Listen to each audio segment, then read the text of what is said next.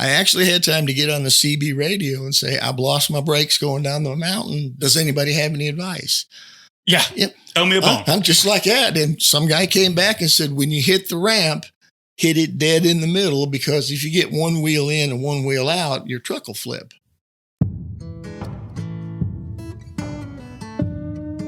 Hey, everybody. Welcome back to the Hayden, Alabama podcast. I'm Philip. I'm Shane. I'm Cliff Abbott. Joins us today, him and his beard, and he joins us with 40 years of trucking experience. 13 of those are on the road. Yeah. And that's what you're going to get is some great trucking stories. And I'm excited because I have been reading this, which is his book, Chronicles of American Trucker, that he wrote, and it details a lot of the stories. We can't give them all today, or they might not want to get the book. So we got to make sure we leave a little mystery for the book. Not only that, man, he is an artist. By artist, I mean songwriter, singer, performer at remember Mac McAllister, Sugar Creek Music Club. Yep. He's a regular up there helping out with that. And then did I cover everything that you do? I think so. I don't think so. I think there's more than I'm leaving Sunday out. school up at Crossroads Baptist Church. I was a Sunday school teacher. CRBC. I was the youngest person in the class, and to this day, I'm convinced they chose me because they figured I'd last the longest. And it's a senior class. Hey, planning ahead. Yeah, Something to say about I that. think You don't want to get new teachers every year. That's right. So, Well, good deal. We'll just sit back, and we're fixing to hit the road through story. So, Mr. Cliff, take us somewhere. all right. Well, the first chapter in the book starts off with Sandstone Mountain, and that was the only major truck accident I had in my time on the road. Was I lost my brakes going down Sandstone Mountain. It's about, they say, a 7% grade. I think it's more than that. But started down the mountain. I don't know if you know anything about truck driving, but when you descend a mountain, you select a gear and a speed, target speed. So if you want to go 35 miles an hour on your way down the mountain, when that speedometer gets up to about 40, that's when you mash the brake and you slow yourself back down, and you just keep it within 5 miles an hour or so of your target. Unfortunately, when I mashed the brake, it kind of said, what? There. And there was nothing there. It was like stepping on a tomato, Squishy. So, yeah. So, bad feeling. So we ended up rolling down and ended up going into the runaway truck ramp, which was pea gravel. And the speedometer goes to 85. The needle had gone all the way around the bottom and start back up the other side. So I'm guessing somewhere around 100, 110 miles an hour. And That's a scary feeling. hits that pea gravel and sank right in. I went about 700 feet. Just had lap belt, didn't have any shoulder belt, but I had bruises on both hips. But got stopped safely, and thank the Lord, I come out of it okay. But the last thing that happened when I went into that gravel was I had a console up above my head with a radio and a tape player, and I had a little cassette tape fly out of there and whack me right in the middle of the forehead just as the truck came to a stop. And I actually had a little dot of blood there, So we get the paperwork done. I get to the hotel. The truck's in the shop, and I got a hold of my wife finally and let her know I was in an accident. She used to be a nurse. So right away she said, "You have a head injury. You've got to go to the hospital." I said, "It was a plastic cassette, just a little dot." Yeah. "Nope, you got a head injury. Don't go to sleep. You got to go to the hospital." So I talked to her for a little bit longer and finally convinced her I wasn't going to the hospital over a little tiny tape. So then it was time to get something to eat before I laid down. I hadn't eaten anything since about 4 o'clock in the morning. No restaurants anywhere around the hotel, but there was a gas station a block or two away. So I go to the gas station. Luckily, it had some hot dogs, so I got a little something for supper, carried it back to the room. And when I get back to my room, the door's standing wide open. And I'm like, what in the world? And I walked in there, and there's this little, I think he was an Indian fella, Middle Eastern, had my bed lifted up, was looking under my bed. So I barged in the room. "What in the thunder are you doing?" He says, "I look for you." I said, "Why would I be under my bed?" He says, "Your wife called, say you hurt head, you die." So he was looking for my body in my hotel room. So I done got on the horn. I had to call the wife again and say, "We're going to let this one go, honey. I'm just not going to go to the hospital over a dot in the forehead." So that ended up being kind of humorous. It took a while to fix the truck, cost a lot of money, but there's always good things out of things too. So. Well, take me back to I want to go down the mountain with you. Okay. So you've selected your gear. You're headed down the grade. You know it's going to be even with brakes. Yeah. This is a test. Yeah. Yep. I mean, what were your first thoughts when you push that brake and it goes to the floor? Well, what first went through your mind? The first thing I'm thinking is there another way to stop the truck? You can't downshift because if you don't get it back in another gear, it's even worse. Then you're in free. So free spool. And you can't use the emergency brake because it's activated by air, and I don't have any air. I've used it all up trying to get my brakes to activate. So, so then it gets to, what do I do here? It's a long time. I mean, you'd only have a minute or two, but when you're living it out, it's slow motion. I actually had time to get on the CB radio and say, I've lost my brakes going down the mountain. Does anybody have any advice? Yeah. Yep. Tell me a bone. I'm just like that. And some guy came back and said, when you hit the ramp, hit it dead in the middle, because if you get one wheel in and one wheel out, your truck will flip. I said, well, that sounds really good. Thank you for that. So I went on down and hit that. And then I had time for prayer as well. And had a little time for prayer. A little time for prayer. And it's funny to think about, but really what I asked for is, Lord, if you're ready to take me, I'm ready. But don't let it hurt too bad, Yeah. Let me just get on out of here. Yeah, take care of my family while I'm gone, and that kind of stuff. So he answered two prayers. I ain't really ready for you, and I'm only going to give you a dime and I never said I wasn't ready. Huh? I said I'm ready, but just don't let it hurt too bad. So. Take me to the gravel pit. Yeah. It says pea gravel, and any kid who's ever run around and got into pea gravel, you realize you ain't moving fast in it. So that makes sense to me. But is that common for there to be a pea gravel pit? Something that won't pack. It could be a coarse sand or pea gravel or whatever. But those are common on the road. I'm not looking for those. I don't drive trucks. When you go up and down mountains, a lot of times, like Mount Eagle in Tennessee, you'll see runoff ramps. They're not on everyone, but there are some places that have them. So fortunately, that one did have one. Yes. Did you ever think about not pulling in it? The guy from the county that picked me up asked me that question because he had to take me all the way to the bottom of the mountain to make the U-turn and come back up to the office. And I said, not really. I was already going 105.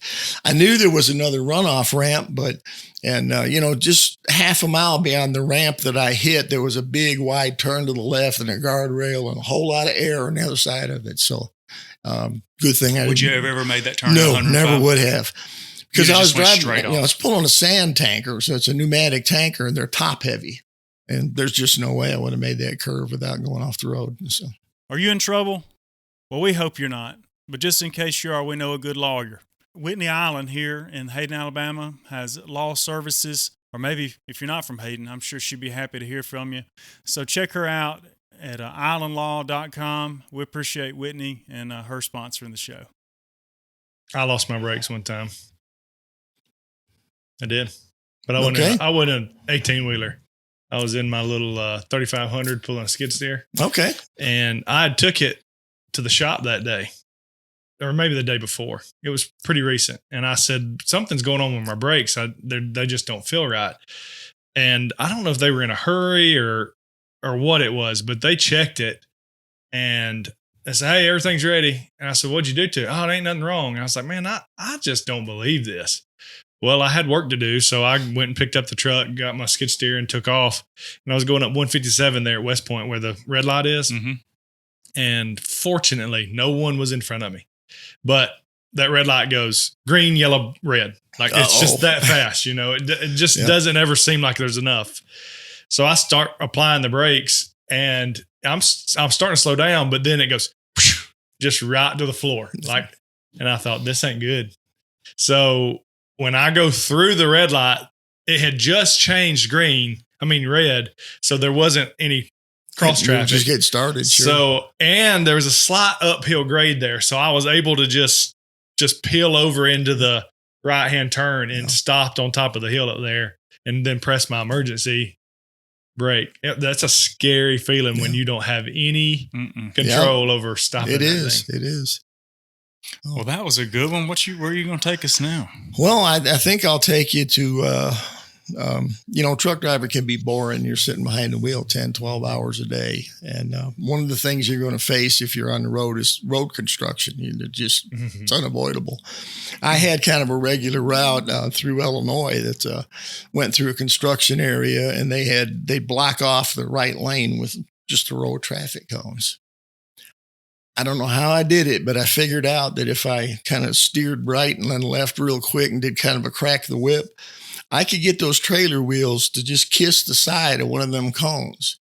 You couldn't run it over. The idea was to kiss it, and it would skitter off the road like a bowling pin, And you couldn't do every cone because there wasn't enough room to maneuver the truck, but I could get every other cone, and I started keeping score of how many I could get. And I think my best was about 22 that, without missing.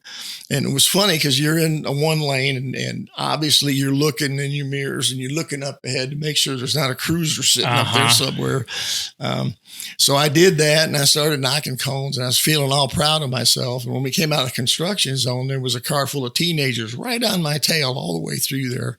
And they were laughing and waving. It was great. So, but I had a buddy that had followed me one day when I was going down there. And so when we stopped for breakfast, he says, well, tell me how you do that. Oh, yeah, we got to know.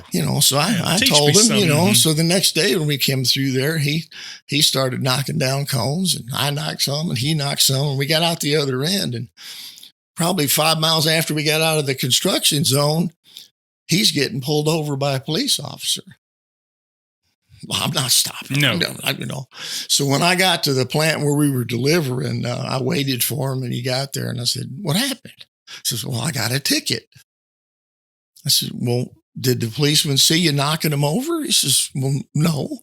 I said, well, then how did he know it was you? He said, well, I run over one, and it was stuck under the front of it. He was dragging one down the highway. Man. I said, that's not what you're supposed to do. So you can't do that. So I felt bad for him. But on the other hand, I was still champion, and that's what counts. And you're just going to roll on. Yeah. If you're in the market for a new house, I want to tell you about our latest sponsor, Vantage Plus.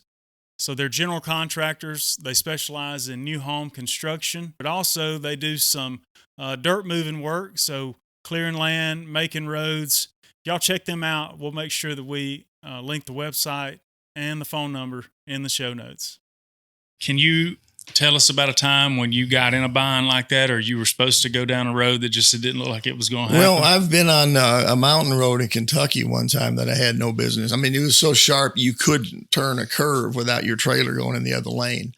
And all you could do is just go really slow and make sure you look as far ahead as you can. There was a time coming through, I think it was Ashland, Kentucky, where I had somehow gotten off the truck route. Now, it didn't bother me because I had a flatbed that didn't have a load on it, so I wasn't too tall. But I followed it, and I ended up where you had to make a sharp right turn and then go under a bridge. Mm-hmm. And it was pretty low, but the problem was I couldn't make the turn with enough time for my trailer to straighten out. So when I hit the bridge, my trailer was like this, But they have a little rub rail on the side of the trailer. So when it hit the concrete on the side of the bridge, it just straightened the trailer right up behind me. And I was right on down through. Moving on. Yep. Watch it for police all the time. Yeah, checking them out. I have given some truckers some firm talking to when I was with the railroad. I was with the bridge department. And I got called out all manner times of the night. Bridge strikes. Oh, yeah. So trucking companies hit the bridge at 1 o'clock, 2 o'clock, 3 o'clock in the morning. And of course, they're just trying to do a job. But we tried to make sure that the signs were posted. Hey, there's a height on here. Yeah. And they wouldn't pay attention to those height restrictions for nothing. They just driving down through there. And I guess 2 o'clock in the morning, who's really that sharp at 2 o'clock? And not many folks real sharp. They're a little tired, a little sleepy, and they just wedge it right underneath those bridges. I had to go down there and yank them out, and I got to do an inspection. Oh. Man, I'd get so aggravated, but it's just one of those things. It's amazing how much damage a truck can do to a bridge, too. You wouldn't think so. I mean, this bridge is pretty solid, but they can do a lot. Those videos of guys moving U-Haul vans or whatever, the moving trucks, van trucks, and they hit those bridges and it just peels it open like a tuna fish. Yeah. I was fixing to say Coleman, whatever that Instagram group is that Coleman Daily.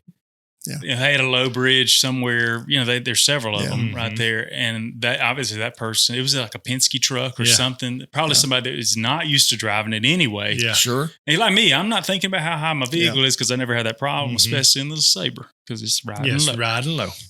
Man, they had, whacked it. That bridge had given that thing a flat top, boy. It just took the whole thing off. And I thought, oh. Well, you think about it when you're driving your pickup or your car. When was the last time you thought about how high your vehicle was and if you'd make it? You clear everything. You never think about where your back wheels are. They're going to follow the front wheels. But when you're pulling something 53 foot long, you better know where them back wheels are. They get stuck quite regularly over here on County 9. They'll go, or County 7, where the tunnel is. Oh, the tunnel is, yeah. They'll get through there and they'll almost have it. Not today. Those big long ones get stuck in there. I don't like driving the car through there, much less an 18-wheeler. You can't really see what's coming anyway. So I don't know how many times I've went on. I'm going to get some top hat. No, there's no, you ain't today. You're going to have to go around because there ain't no shortcut. I'd like to know how many one-lane bridges or one-lane tunnels are left in the United States. A bunch. A lot more than you think. Yeah. A lot more than you think. It's amazing. Well, that's the only one I know of. Well, the reason for that is because the railroad is more or less in control of that. They're like, we ain't stopping this train. You're going to go through that one lane tunnel there. Yeah. And Hayden, matter of fact, was a one lane tunnel up until. Oh, was it? Yeah. Till I was a kid still. Yeah. 96 or 95, 96 was or something. That late? Yeah, we were almost into high school. Really? Okay. It's hard to believe now as much traffic is out there on that road, but used to it wasn't a big deal. The most I think I can, as a kid growing up, I ever remember waiting was 4 cars. Yeah. And it was just, you stay in your lane, they'd come through, one go through, they'd come through, you go through, and it worked out. Yep. Today, it would be a disaster. It would be a disaster. When they open, we always say that, when they more or less open the floodgates, when they open that up to a 2-lane, or it could be a 4-lane now, as wide as it is. But when it went from 1-lane tunnel to 4-lane, that's when Hayden just kind of you didn't have all the schools there. I think you still had the one that's might be the middle school now. But we had the high school. Was the high school and the elementary school was there. Okay, that's what he's saying too. Mm-hmm. The little middle school, it was right in the time of when they built the first middle school, which is now the I was in elementary. 6th grade. Mm-hmm. It was around that time. Okay, but that's when things really started changing in Hayden, Alabama. Well, no pun intended. Let's get back on the road. Tell us another story. Okay. All right. Well, I'll tell you a story. I'm going to tell a story of my son who is now 40 and he's my hero. He went to Afghanistan and Iraq twice. And, but when he was about 8 years old, I had loaded up a flatbed trailer on a Friday. It was supposed to deliver on Monday. And when I finished strapping the load down, I jumped off the trailer. I sprained my ankle. So I got home and I took aspirin and wrapped it up. And when I got up the next morning, it was this big around. It just all swelled up. So we went to the emergency room. And they said, you broke your leg. Well, I hadn't, but that's what they said. And they put a soft cast on it. Well, what am I going to do? I've already got the load on my trailer. I can't give it back. So I talked to my son. I said, you want to go on a trip with Dad? I think he was 8 or so. He said, well, yeah, I'd love to. I said, okay, you're crutch boy. When we stop and I get out of the driver's side, you meet me there with my crutches. And that's how we worked it and went up there. And every time I stopped for a rest area or something, he was there and I called him crutch boy all the way up there. So we get up and make our delivery. And then my next load wasn't too far away. I was going to pick up a load of cross ties and bring them back down by the house and park the truck and go to the hospital after I delivered them. So had to go on this little dirt road about 5 miles up in the woods, right next to the railroad tracks, just, way out of town. Well, I got there early, so we stopped at McDonald's and had something to eat. And on the way out, there was a fellow sitting at a table selling strawberries, like he'd grown them on his farm or something. So I said, you want to get a quart of strawberries? And he said, yeah, get me one too. I said, you're going to eat a whole quart of strawberries? He said, yeah. So I bought 2 quarts of strawberries. And by the time we had got back on the road and got up that dirt road to where we were supposed to load, he'd ate his entire quart and half of mine. I mean, that boy was packing them in. He sure did. So unfortunately, now the crew that was going to load the truck was out to lunch. So I got the truck turned around and parked and ready to get loaded. We were just leaning up against the trailer waiting on him to come back, and he starts fidgeting. Mm-hmm. I know where this is going. I said, son, what's the matter with you? He says, but Dad, I got to go. Yep. Yeah. I said, well, son, pick a tree. You know, I mean, we're out here in the woods. He said, no, Dad, I gotta sit down, Dad. You know. Yeah. And I said, well, the advice is still the same. Pick you a tree, you know.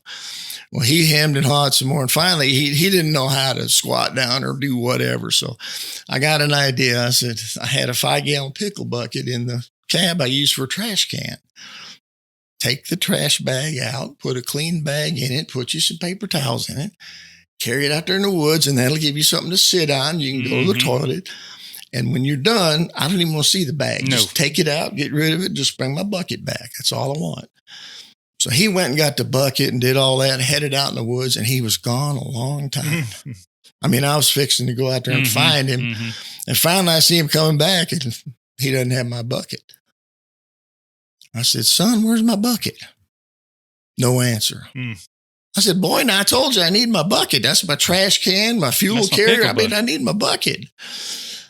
His little lips started quivered, you know. I said, son, what is wrong?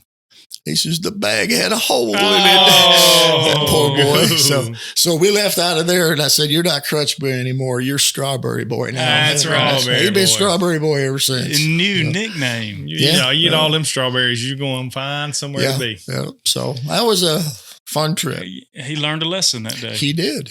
I did too. Don't ever buy an 8-year-old a quart of strawberries. That's right. He learned not to eat that many. You learn not to buy that many. Buying or selling a home should be an exciting and enjoyable time. One thing can position you for the best outcome, and that is experience. The team at White Real Estate has many years of experience in helping their clients maximize their sales and secure the properties and homes of their dreams.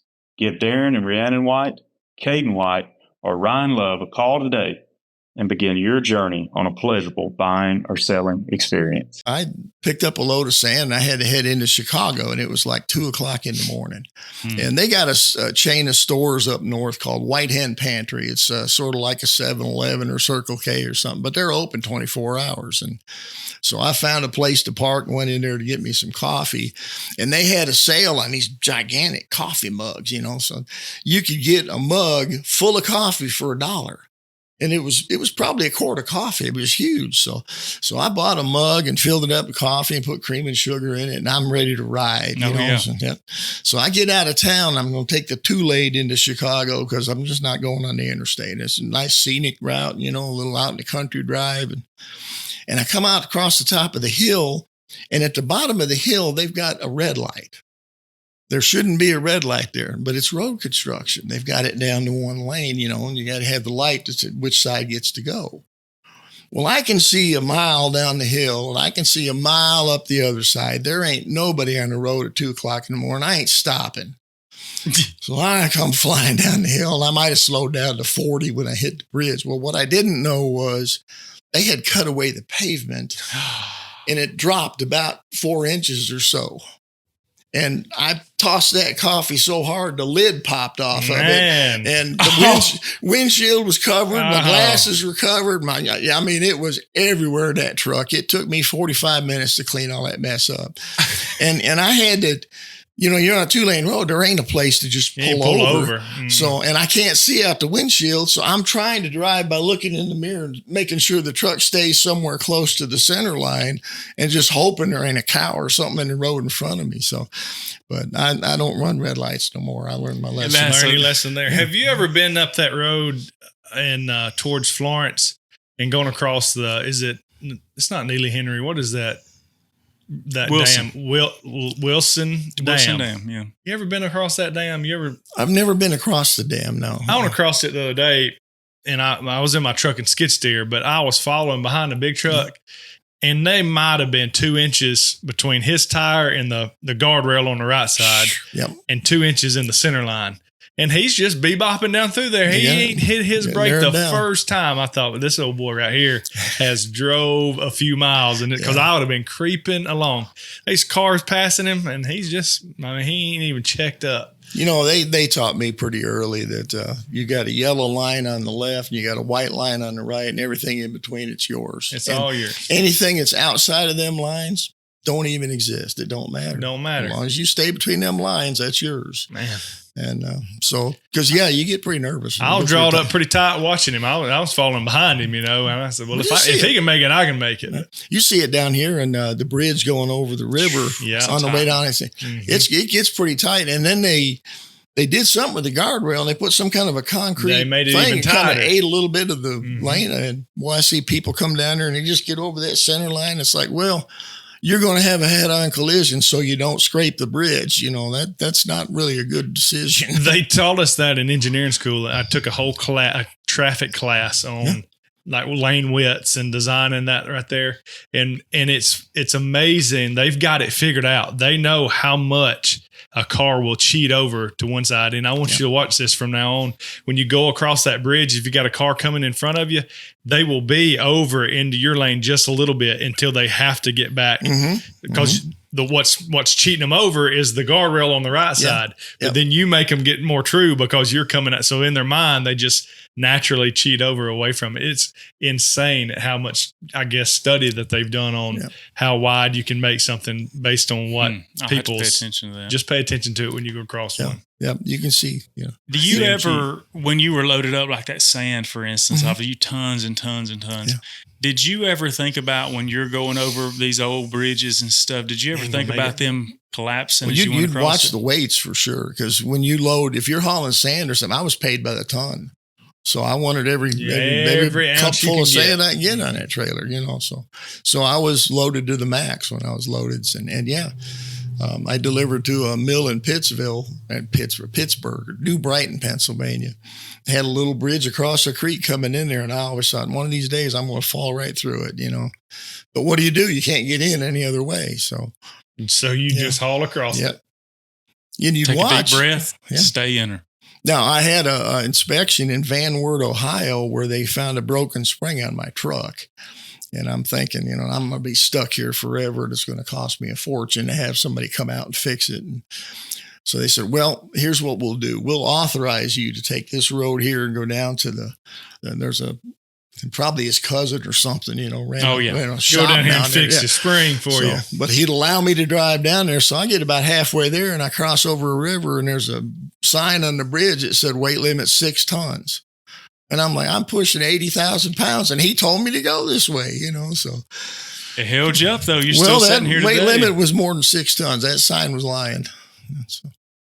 Wow. I don't know. I'd have probably locked up the brake. You seen smoke. Sit still for a minute. Yeah, I mean, what do you do? It's a 2-lane road. You can't turn around. I guess I could back all the way up, but, that's kind of scary itself. So. That is scary. Well, what else? Where we going now? Let's see. How about if I tell you about chicken gizzards? My wife loves them. I do too. Does she really? Yeah. Gizzards or livers? No gizzards. No gizzards. Yeah. Bethany likes gizzards. Loves That's them. the best part of the chicken. Yeah. I've heard more than one person say that. Aren't they chewy? They are if they're not made right. I must have had some that wasn't made right. I mean, if you just throw them in a pan full of grease and fry them, they're going to be tough. But my wife actually boils them in a little bit of vinegar and water for a while. Soften and there's a them up membrane little bit. on them you got to pull off of them. And if you do that, they fry. If you make them with love, they fit. Yeah, they're just as tender as a chicken breast or leg or anything else. So, and that's the crushing muscle, right? Yeah. Isn't that what crushes the yeah, seed? Yeah, they got rocks and stuff. They eat rocks and the rocks and then. But anyway, they're hard to find on the road. And as a matter of fact, decent food is hard to find when you're a truck driver because you can't just stop anywhere. It's got to have a lot big enough for a truck. And, But there was a place, and it's long gone, but in Columbia, South Carolina, that made chicken gizzards. And I was starving. I purposely did not eat, waited until I got there and went in and just bought me a big old box of chicken gizzards.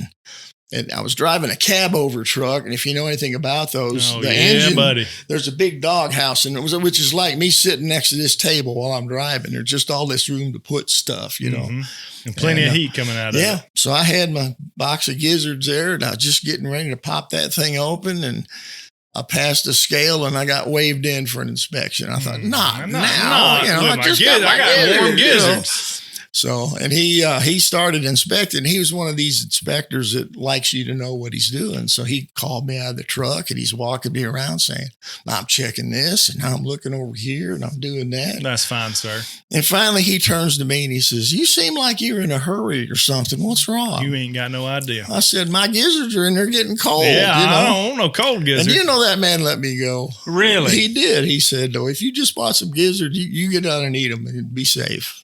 Well, gizzard saved you. Saved you. Saved me the rest of my inspection. Who knows what he would have found if So sometimes I would have offered him a gizzard. Well, I didn't even think about that.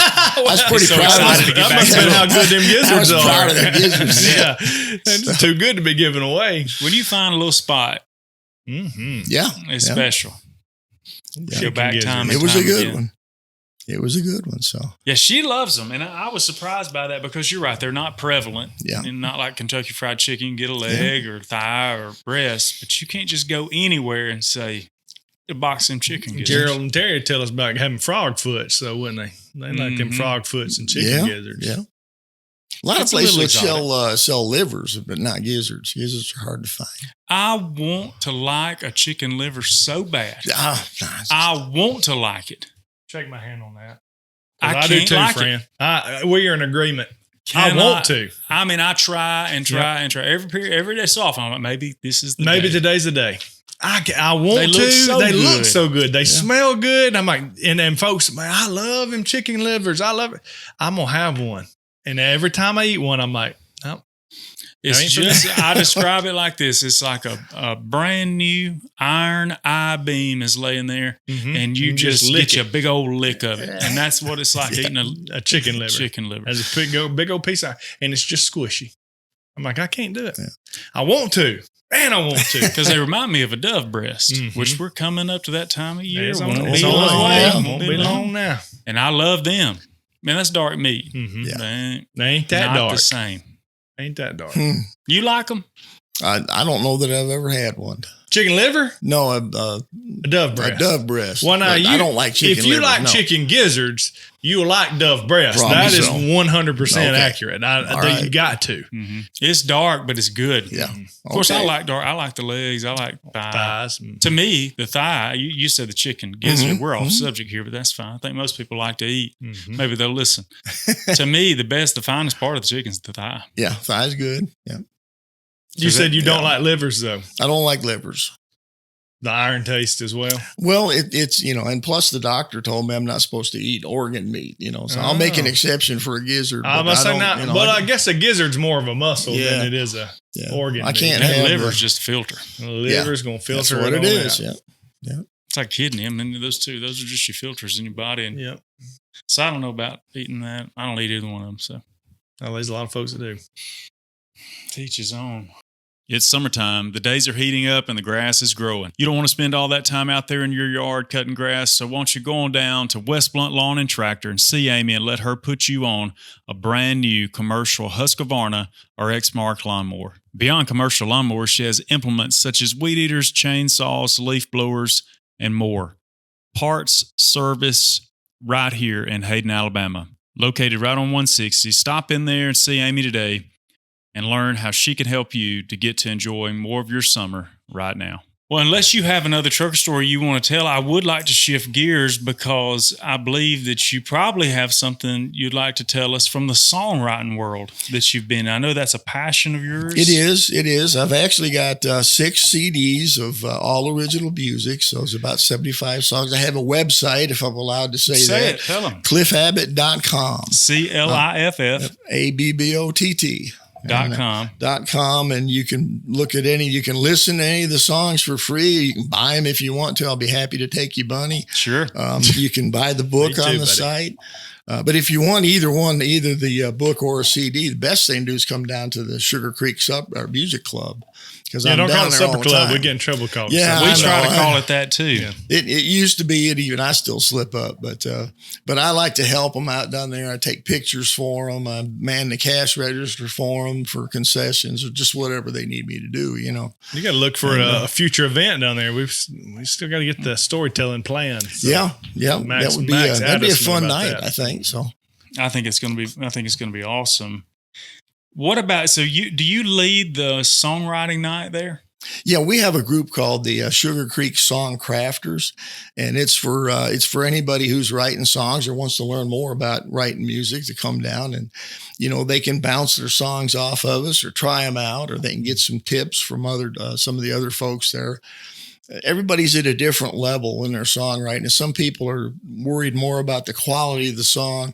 Some want to know about publishing or copywriting or something like that. And just anything we can do to help, we try to. Phil's ready to write a song. It's going to be called 2 Nights in Paducah. He's ready. Two Nights in Paducah. Or Blues Dairy Bar. We haven't figured out what Okay, we're all right. Well, you just got to noodle that around. Got to noodle it around. Really it comes out. So really settle down on it. Get some good verbs, some rhyming words. Yeah. It's on my bucket list. I would like to come down there and sit with y'all. Oh, absolutely. Because I really genuinely want to write a song. Yeah. Okay. All right. Well, come on down and let us help you. If you you got my number on that card. If you need to call and get together, we can do that too. So, and the other card is the part-time work. I still work in the trucking industry. I work for an organization called the Trucker Media Group. The website's really hard to remember. It's thetrucker.com. So if you can remember thetrucker.com, and you'll see some articles that I write on there and other people as well. Little Rock.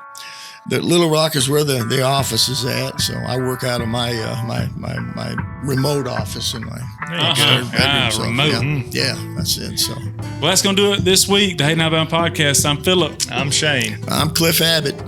Thanks for joining us. We'll see you next time.